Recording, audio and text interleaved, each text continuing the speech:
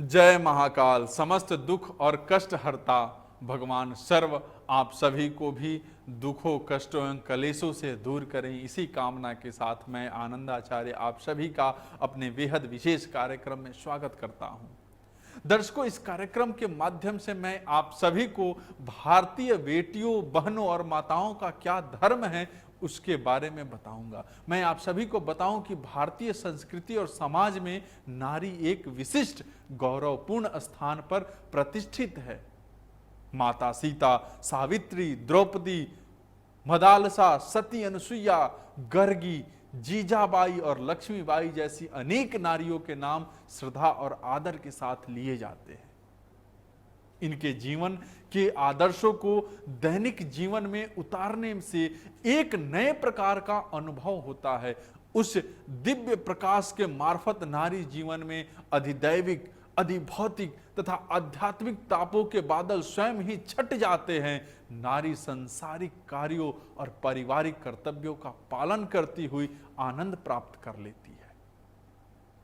दर्शकों, हम भारतीय हिंदू समाज की नारी हर स्थान और हर स्थिति में अपनी सहनशीलता, पवित्रता तथा सतीत्व बनाए रखती है।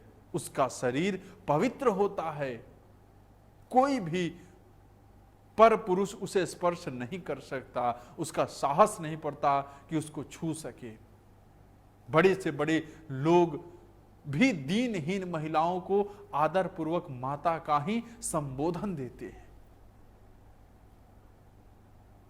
दर्शकों, भारतवर्ष की नारी पुरुष की भोग सामग्री नहीं है, वह तो आध्यात्मिक प्रकाश का दीपक है जो अपने कर्तव्य परायणता और सतीत्व के बल पर अपना लोक तथा परलोक दोनों ही सुधार लेती है।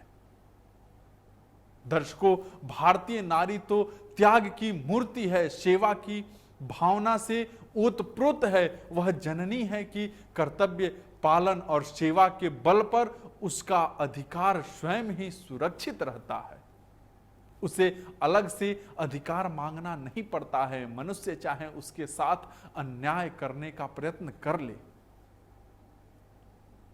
लेकिन उसके रोम रोम में बसा सात्वित्व गुण अन्याय को दूर भगा देता है। सात्विकता और अध्यात्मकवाद की अवधारणा को स्वीकार करके उसमें अपने आप को प्रतिष्ठित करना ही भारतीय नारी का आभूषण है।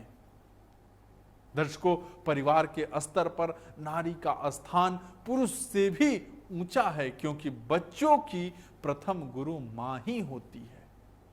मां को आध्यात्मिक क्षेत्र का ज्ञान होने से बच्चों को संस्कार देने में बहुत ही लाभ मिलता है। आज समाज को उत्तम संस्कारों की आवश्यकता है। नारी के त्याग, सेवा, करुणा, धर्मपरायणता और सतोगुण से वह शक्ति है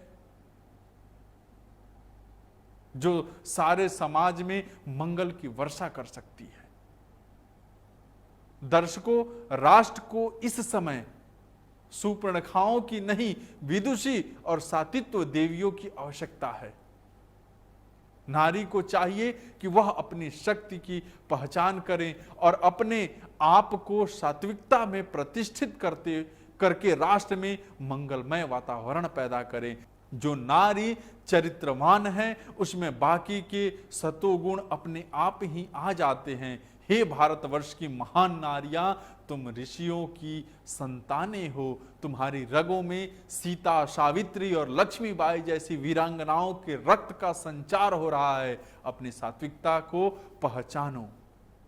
मैं बेटियों, बहनों, माताओं यानी समस्त नारी शक्ति से यह आह्वान करता हूं कि हे भारत भूमि पर जन्म लेने वाली नारियां, जिस आध्यात्मिक ज्योति को पुरुष कठिन तप और त्याग से प्राप्त करता है, उसे तुम सुगमता से, धर्मपरायणता से और इंद्रिय संयम से उपलब्ध कर सकती हो। इसलिए शरीर द्वारा गृहस्थ धर्म का पालन करते हुए आत्मोत्थान के मार्ग पर आगे बढ़ो। अपने खोई हुई गौरव गरिमा को वापस लाओ। इसी में तुम्हारा तथा राष्ट्र का गौरव और कल्याण है। आज के लिए बस इतना ही। दर्शकों, आप लोगों को हमारा यह प्रोग्राम कैसा लगता है हमें बताते रहिए। आप सबका बहुत बहुत धन्यवाद। जय महाकाल।